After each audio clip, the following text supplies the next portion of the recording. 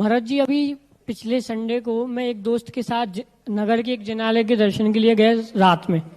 तो दर्शन के बाद वो मुझसे कहता है तुम यहीं रुको, मुझे थोड़ा काम से जाना है। लेकिन मैं वापस किसके साथ आता, इसलिए मैं उसके साथ चला गया। तो बहुत दूर वो मुझे एक सुनसान से एरिया में ले गया। वहां जाके देखा तो नज़ारा कुछ और ही था। वहां एक टपरी पे गाड़ी रुकी। इस साइड देखा तो कुछ लोग बैठ के दारू पी रहे हैं, उस साइड देखा तो कुछ लोग बैठ के दारू पी रहे हैं। टपरी में वो मुझे अंदर लेके गया तो वहाँ सिगरेट का पूरे में धुआं ही धुआं, और वो बैठ के सिगरेट पीने लगा। मुझसे वो धुआं बिल्कुल सहन नहीं हुआ, मैं तुरंत बाहर आ गया। अब वो मुझसे ही कहता है आर्यन स्मोक करोगे? तो मैं तो बहुत 10 फीट दूर हो गया वहां से, और मैगी वैगी खाई वहां पे, और रात में उन लोगों ने खाई, मैं तो खाता नहीं। फिर वो कहता है कि अब 10 सवा 10 बज गए हैं, आखिरी बार पूछ रहा हूँ पियोगे कि नहीं? मैंने मना कर दिया। और रात में उसके बाद मैं वापस आया। उमर जी, वहां पे एक बात मैंने नोटिस की कि वहां अगर 25 लोग बैठे थे तो उनमें से 20 लोग जैन थे। महाराज जी, तो ये जिज्ञासा है कि ऐसा क्यों हो रहा है कि अपने समाज के लड़के जो यंग हैं वो ऐसे व्यसनों में फंसते जा रहे हैं, और इनको हम कैसे समझाएं कि ये इन व्यसनों में ना फंसे। मैंने महाराज जी उसको समझाया भी, लेकिन वो कहता है कि तुमने कभी किया नहीं, इसलिए तुम्हें मजा पता नहीं, इसलिए तुम भी करके देखो। हाँ ठीक है ना, एक आध दिन वो नाली में पड़ेंगे और कुत्ता जब उनके मुंह पे सुसु करेगा तब उनको पता चलेगा क्या होगा। पद्मनंदी पंचविंशति में ऐसे लोगों के लिए कहा गया, एक श्लोक आया है, शराब पीने वाले जब नाली में पड़ते हैं तो कुत्ता हमेशा क्या है, गंदे स्थान पे लघु शंका करता है। तो एक टांग उठा करके, 3 टांग धरनी धरे, एक धरे आकाश, बिन गरजे मेघा बरसे, बताओ कौन सा काम।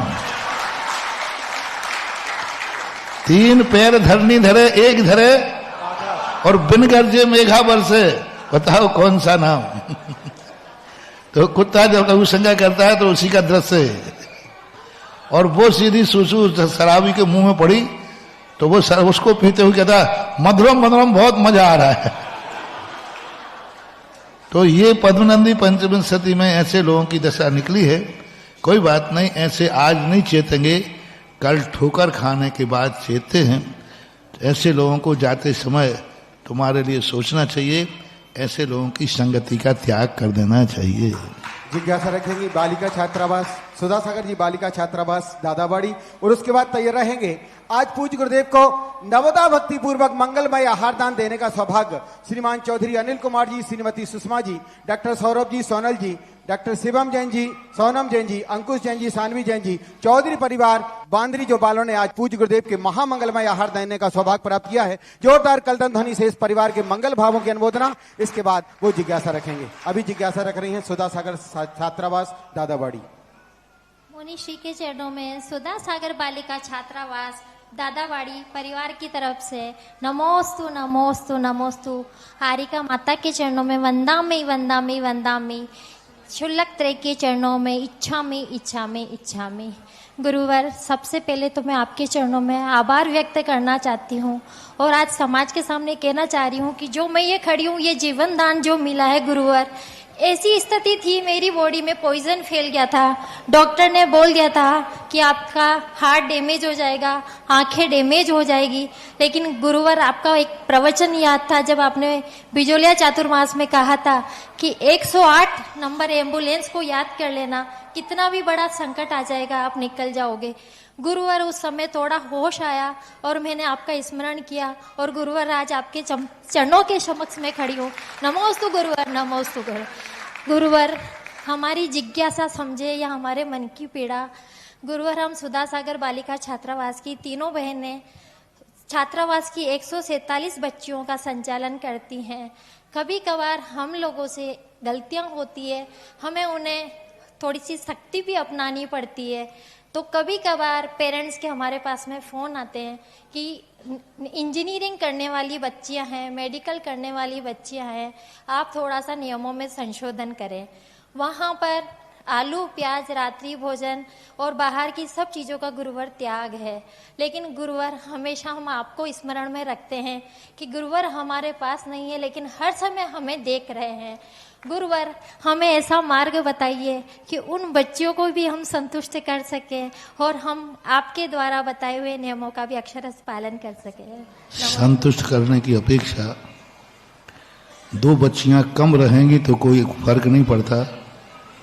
अच्छी बच्चियां यदि 2 कम भी रहेंगी तो वो आदर्श प्रस्तुत करेंगे, क्योंकि जो व्यक्ति यही स्थिति हर दर्शनकारों ने अपने धर्म में छूट देते गए, बौद्ध भी अपने दर्शन में छूट देते गए, यहाँ तक कि छूट देते देते शराब और मांस तक पहुंच गए। ऐसे छूट मांगते गए, आज का युग ऐसा है, आज का युग ऐसा है, शराब और मांस तक पहुंच गए। आज पूरे के पूरे लोग शराब और मांस को खुला पीने लगे। मूल और लेकिन महावीर स्वामी ने स्पष्ट कह दिया, बालो वा बुड्ढो वा पुनो गिलानो वा, चाहे बीमार हो चाहे कैसा भी हो, हमारी जो आचार संहिता है उसमें किसी प्रकार का कंसेशन नहीं दिया जाएगा। चाहे भली एक भी मानने वाला न बचे, कोई फर्क नहीं पड़ता, लेकिन सिद्धांत जीवित रहना चाहिए, क्योंकि छूट दे देने से कोई कल्याण हो जाएगा ऐसी नहीं। इसलिए छात्रावास एक आदर्श है, उनसे कह देना चाहिए कि भाई यहाँ की छूट तो नहीं मिलेगी, किसी प्रकार से कंसेशन नहीं है।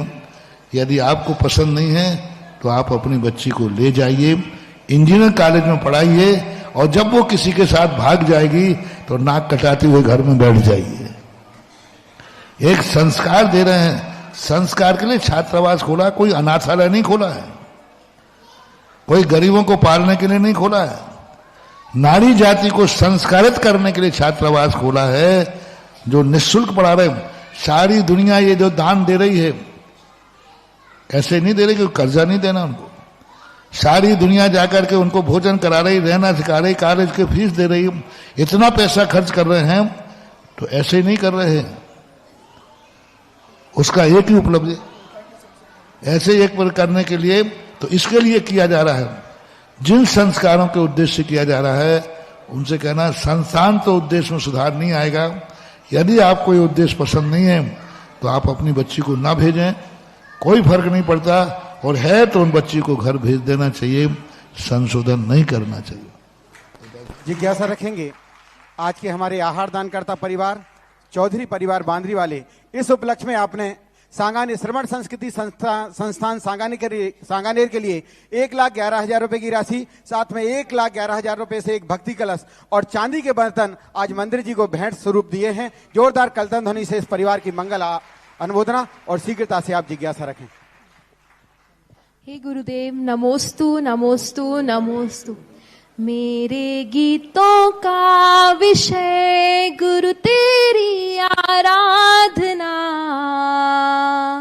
मेरे गीतों का विषय गुरु तेरी आराधना,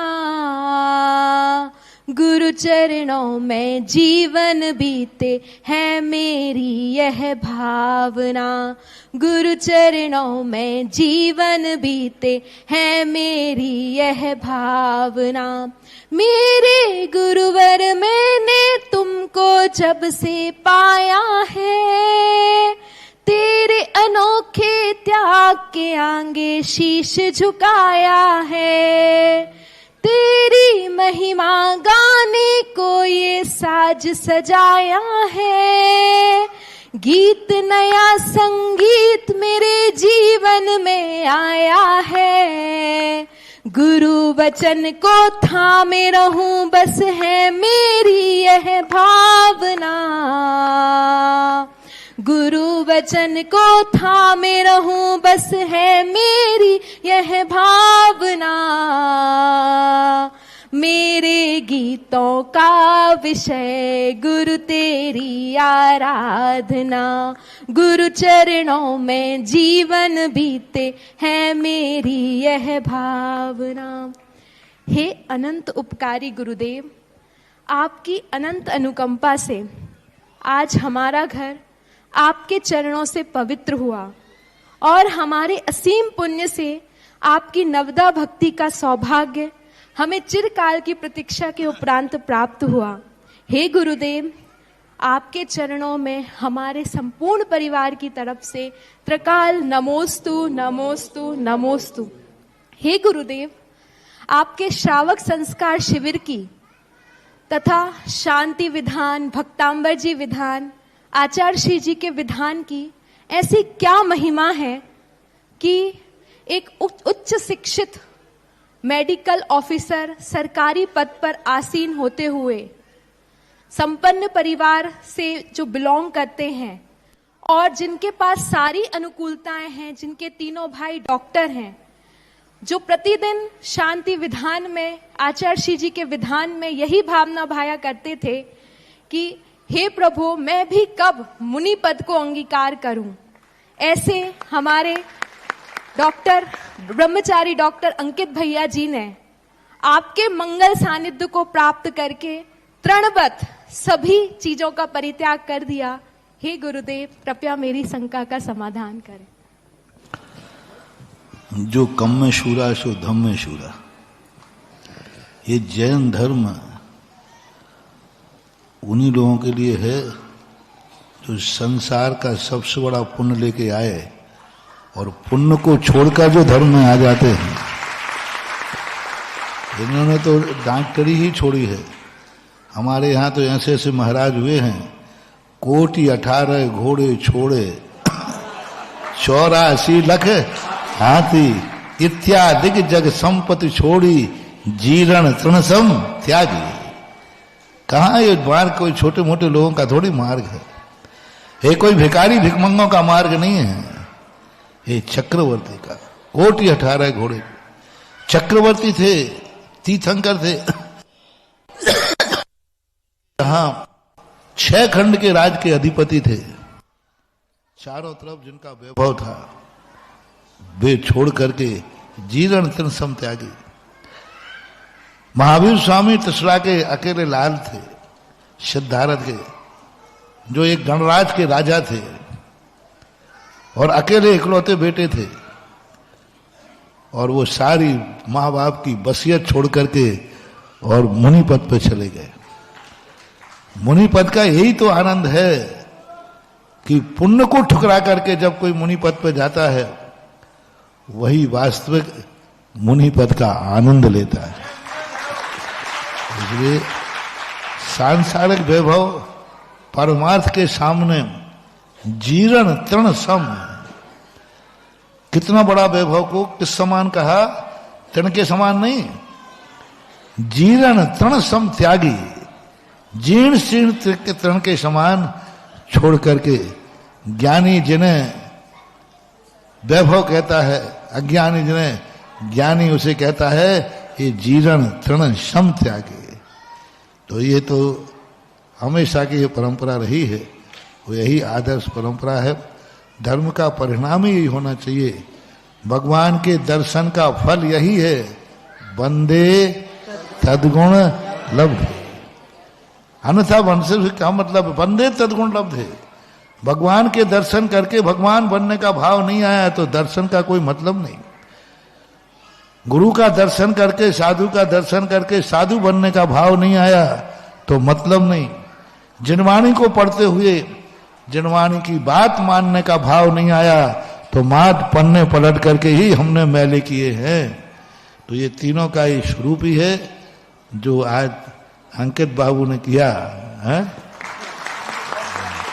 नहीं, वो परंपरा हमारे यहाँ बड़ी पुरानी प्राचीन परंपरा है, यही होना चाहिए।